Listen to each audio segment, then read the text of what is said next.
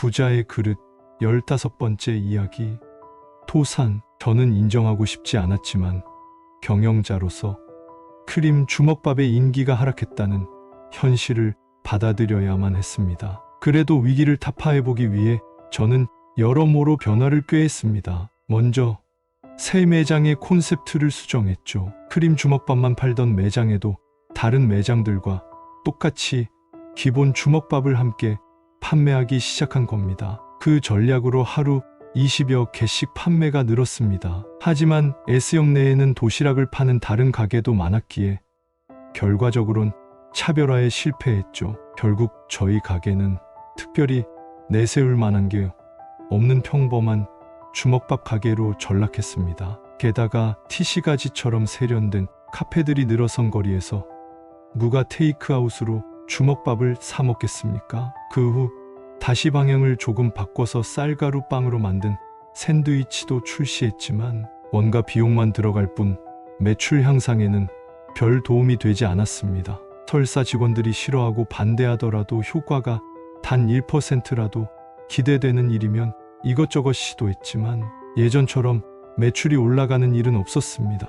매출 감소는 하루하루의 현금 흐름에도 심각한 영향을 주었고 새 매장에서 발생한 피기 손해액이 그대로 그 매장의 이익을 갉아먹는 꼴이 됐습니다. 그래도 새 매장을 철수하지 않은 건 오기 때문이었을까요? 솔직히 그동안 순조로웠던 것을 효율화와 확대화라는 방향으로 틀었던 제 결정이 모두 잘못된 것이었음을 인정하고 싶지 않았습니다. 사실 그보다 냉정해진 지금은 얼마든지 실패의 원인을 떠올릴 수 있습니다. 애당초 한때 유행하고 말 상품에 그처럼 돈을 투입했던 것 자체가 난센스였는지도 모르죠. 그런데도 당시 저는 아직도 우리는 죽음의 계곡의 한가운데에 있다고 말하며 저 자신과 직원들을 다독였습니다. 지금은 인내하며 기다려야 할 때라고 하면서 말이죠. 하지만 시시각각 현금 준비금은 계속해서 줄어들었고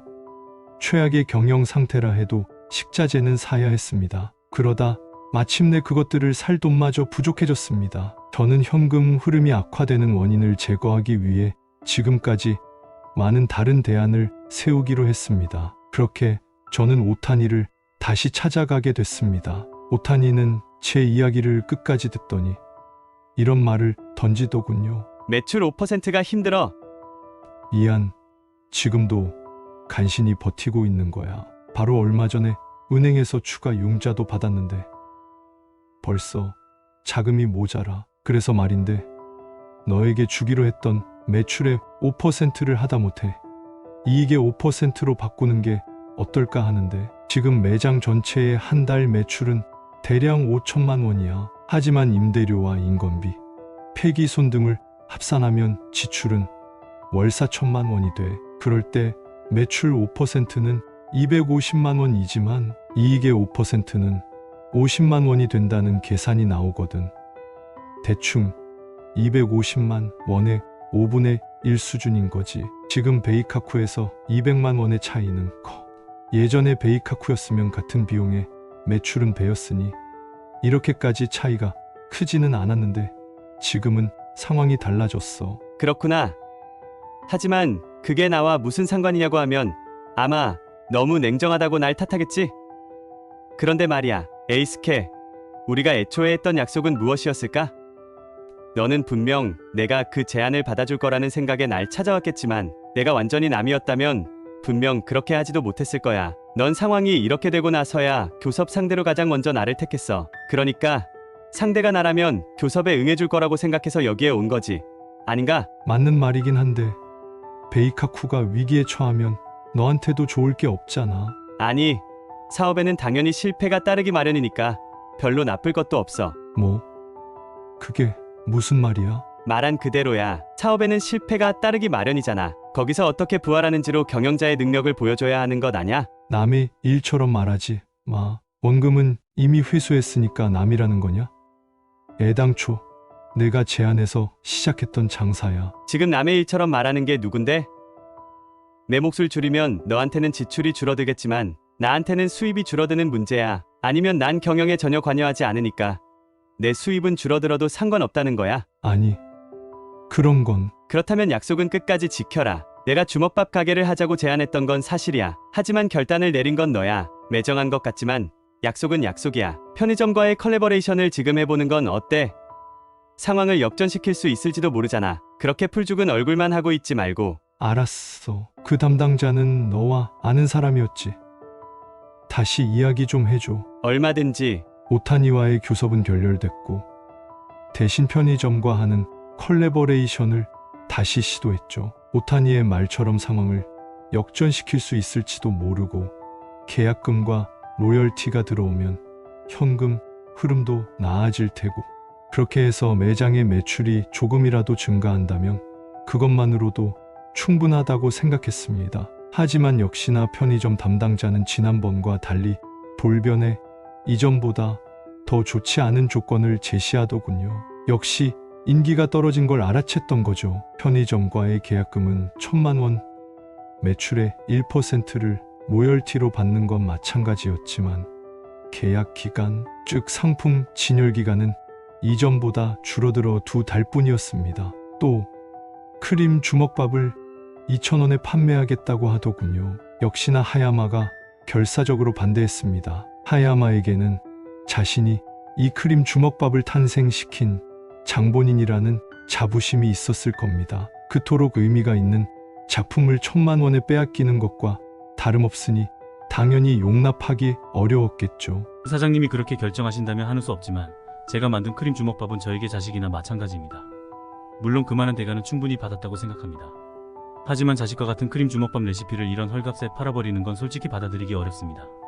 그래, 그 마음 충분히 알아. 하지만 크림 주먹밥의 인지도를 올리기 위해서는 어쩔 수 없어. 이해해줘. 인지도가 올라가도 매출로 돌아올지는 모르는 거죠. 불행히도 현실은 하야마가 말한 그대로였습니다. 확실히 편의점과 콜래버레이션을 하면서 크림 주먹밥의 인지도는 올라간 것 같았습니다. 하지만 역시나 맛이 똑같은 주먹밥을 1,000원이나 낮은 가격으로 편의점에서 팔기 시작했으니 굳이 저희 가게에서 돈을 더 주고 살 이유가 없어지는 건 시간 문제였죠. 편의점과 컬래버레이션을 하는 동안 역시나 크림 주먹밥 매출은 뚝 떨어졌습니다. 특히 티시가지의 베이카쿠에서는 하루 7개로 장사를 마감하는 날도 있었습니다. 편의점에서는 화제 만발의 크림 주먹밥 마침내 출시하고 눈에 띄는 POP 광고를 했지만 상품의 신선함은 이미 사라진 뒤였고요. 매출은 거의 올라가지 않았고 더구나 전국 유통망을 갖춘 상품이 아니라 지역 한정 상품 중 하나였기 때문에 로열티도 보잘것없었습니다. 결국 그것이 우리의 사업에 종지부를 찍게 만드는 결정적 사건이 됐습니다. 매출은 올라가지 않고 하야마와 신뢰 관계도 무너지고 새로 고용한 매니저의 인건비도 나오지 않자 결국 저는 그부터 퇴직시켰습니다. 그 매니저는 하야마의 소개로 들어왔던 사람이라 아마 그때 하야마는 결단을 내린 것 같습니다. 그 매니저를 권고사직시킨 다음 날 하야마가 저를 찾아왔거든요. 사장님 죄송하지만 저도 그만두겠습니다. 더는 사장님과 같이 할 자신이 없습니다. 왜? 그동안 같이 잘해왔잖아. 지금이 가장 힘들 때야. 지금 그만두면 베이카쿠에는 아무것도 안 남는다고. 왜죠? 새 매니저를 잘랐듯이 인건비를 절감했다고 생각하면 되지 않습니까? 무슨 말을 그렇게 해. 내 존재는 단지 돈이 아니라고. 여기까지 올 수 있었던 건 모두 내 덕이잖아. 내가 크림 주먹밥처럼 참신한 메뉴를 만들어서 가게가 급성장할 수 있었던 거고. 하지만 예전 같은 인기는 이제 없습니다. 다 제 실력이 부족한 탓입니다. 다시 새로운 걸 만들면 되잖아. 너라면 다시 대박 상품을 만들 수 있을 거야. 그걸 너한테 기대하는 거고. 아니요, 새 매니저는 불과 반년 만에 잘렸습니다. 그리고 그 친구를 소개한 건 접니다. 그 친구에 대해서는 저도 일부분 책임이 있고요. 다른 곳에서 다시 시작하겠습니다. 대신 그동안 만든 주먹밥용 레시피는 모두 두고 가겠습니다. 그걸로 열심히 하십시오. 하야마, 제발 부탁이야. 저는 무릎까지 꿇으며 하야마를 붙잡았지만 그가 그 결정을 뒤집을 리는 없었습니다. 그때부터 모든 상황이 순식간에 악화됐습니다. 저는 하야마처럼 자기 인생을 걸어준 요리사조차 서포트해주지 못한 제 능력의 한계를 절감했습니다. 그리고 그동안 많은 사람들의 도움으로 수많은 행운을 얻어왔다는 사실을 깨달았습니다. 하야마도 오타니도 저한테는 정말 귀중한 사업 파트너였던 거죠. 저는 최후의 발악으로 줄일 수 있는 비용은 다 줄이면서 가게를 유지하기 위해 모든 수단을 동원했습니다. 하지만 신메뉴 개발도 뜻대로 안 됐고 하야마가 놓고 간 크림 주먹밥 레시피에만 계속 의지해야 했습니다. 그렇게 6개월이 지난 뒤 모든 매장에서 크림 주먹밥의 폐기 개수가 매출 개수를 웃돌자 저는 제가 졌음을 분명히 깨달았습니다.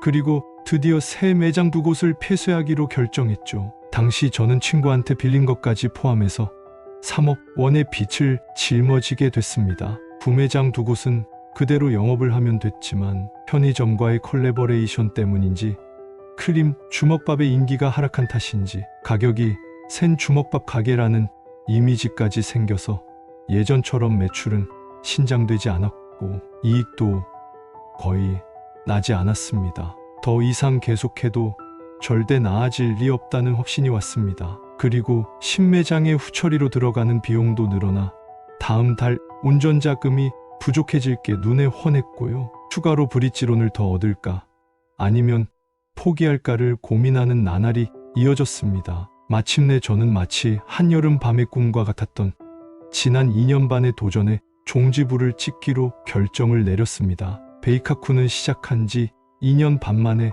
사실상 도산을 한 것입니다.